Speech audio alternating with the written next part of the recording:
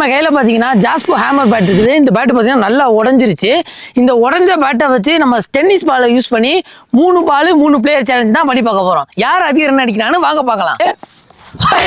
2ஆம் பந்து பால் பால் அருமையான ஒரு டர்ன். 3ஆம் பந்து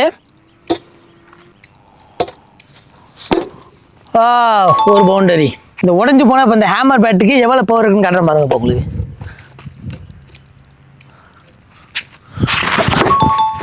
ஃபோர் போச்சு, இல்லாட்டி இது 6 போயிருக்கும்.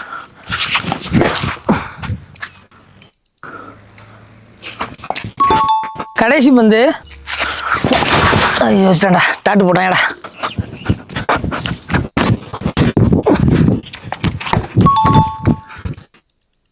ஃபர்ஸ்ட் பாலே 6 அடிச்சிட்டான். 3 ரன் அடிச்சா ஃபர்ஸ்ட் பேட்டிங், அதை வச்சு போடணும்.